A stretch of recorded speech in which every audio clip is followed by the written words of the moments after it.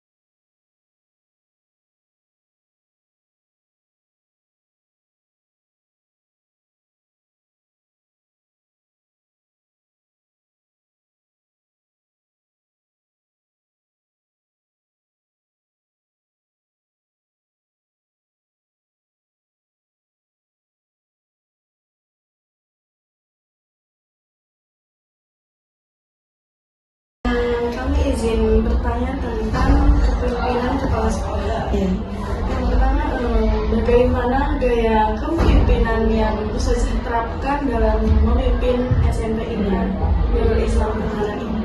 Ya, kalau saya sebagai kepala sekolah untuk gaya kepemimpinan, saya menerapkan sistem yang demokratis ya. Demokratis itu berarti memang hasil surah atau musyawarah ya dari guru ya. Saya mendengarkan ide-ide dan masukan para guru. Ini menjadi bagian hal yang penting yang saya lakukan. Jadi bukan otoriter, bahwa segala sesuatu itu saya memutuskan sendiri. Saya yang kemudian punya ide-ide itu juga harus saya paksakan, tetapi saya menghargai dari tim saya semua untuk kemudian punya peranan untuk memajukan SMP Islam. Bagaimana proses perencanaan kurikulum di SMP Nurul Islam Tengaran agar sesuai dengan kebutuhan peserta? Yang pertama, ketika menyusun kurikulum itu kan kita lihat capaian rapor pendidikan sekolah, hal-hal yang masih perlu ditingkatkan, hal-hal yang naik atau ada hal-hal yang turun presentasinya, itu yang kita jadikan acuan untuk menyusun kurikulum secara umum. Apa bentuk layanan bimbingan konseling yang tersedia untuk mendukung perkembangan siswa? Tadi yang pertama langsung bimbingan secara apa namanya di sini itu istilahnya apa? Klasikal.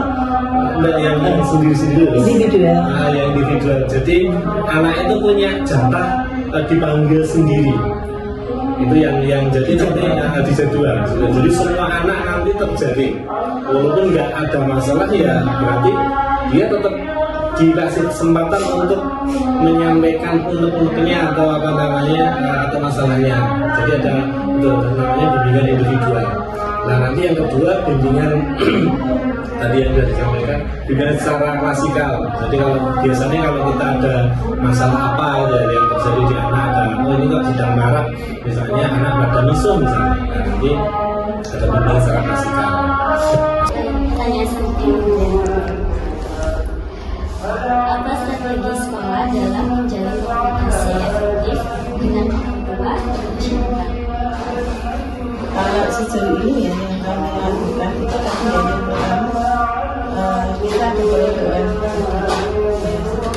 Kemudian kan ada apa namanya ada grup dengan wali murid yang itu dikelola oleh wali murid kelas wali kelas. Biasanya wali murid juga ini itu menjadi sarana atau kanal untuk wali murid memberikan apa ya berdialog lah ya dengan untuk yang ditujukan ke sekolah. Misalkan itu tadi ada masukan apa tentang pesantren atau sekolah, tentang pembelajaran atau tentang makan anak, mau makan dan sebagainya. Kemudian kadang juga orang tua minta foto kegiatan siswa.